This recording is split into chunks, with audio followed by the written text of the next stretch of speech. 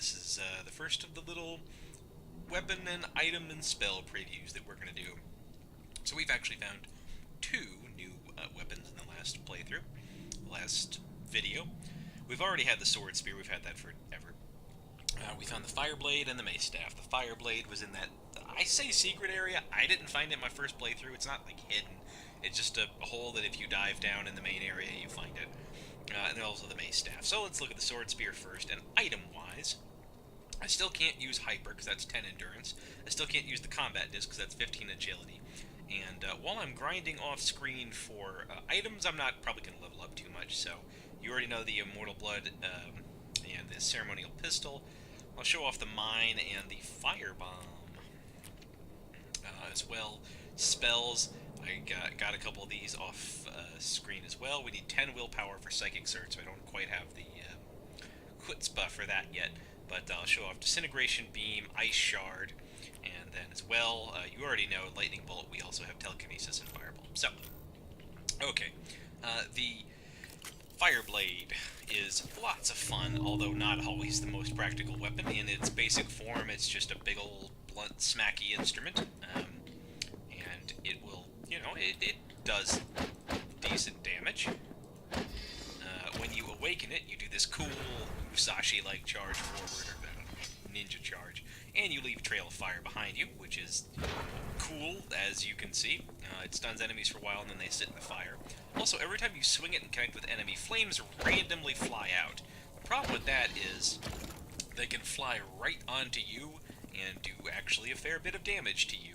That's why the Bloodshot Eyes are far and away the best relic to have when you're dealing with the sword here, because any damage that you take, or most of the damage you take from the fire, you can quickly get back through just swiping them. Okay, so much for that. Disintegration Beam is incredible.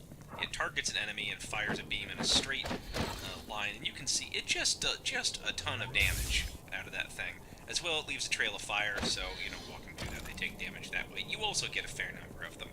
The Ice Shard drains their stamina and does damage, so you can look at that. Now, this is the basic area, so, you know, yes, other enemies have more stamina and health and everything, but, I mean, there's really not a whole lot of enemies out there, whoops, that it won't completely drain. Oh, that's something kind of neat. I don't have auto-injector shards with me. You can opt not to take them if you're a moron. And so because I can't hold any, if I pick up any, I just inject it right into my skull. Anyway, the real good thing to do with these ice shards is smack an enemy with them, hit them a few times, and then before they can get back any of their stamina, dash into them and stun them, and then hit them a few more times. Alright, now let's look at some of the use items here, and I'll talk about why I'm just not a big fan of them. Let's just litter the ground with these suckers.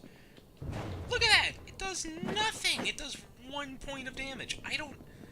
You know, if somebody is, like, really good at this game, and they still get activated and hurt you.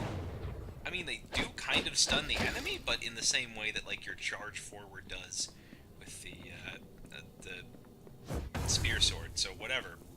The grenades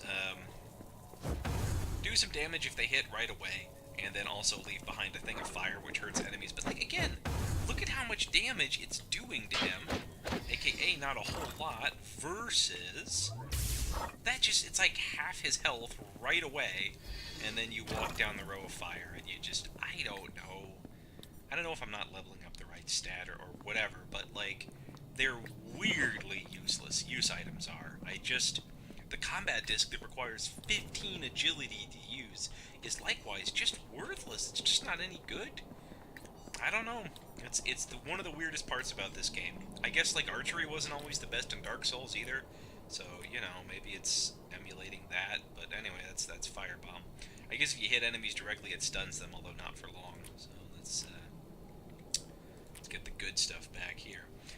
Now, the final thing I have to show off is the last weapon, Mace Staff. I'm actually not that big of a fan. I wonder if it's supposed to be better to use against magicians and psychers and stuff, but in its basic form, it's a mace. You smacks people with it, it's not awful, it's fine. But then you do a little thing like that, which, you know, does stun enemies, which is cool. Not forever, but it's a nifty thing. I guess, actually, I'm liking this better than I remembered. What happens if somebody's charging at you? Yeah! haste staff, you're okay, maybe. It's also supposed to make your psyching better, but I don't know if that's actually correct.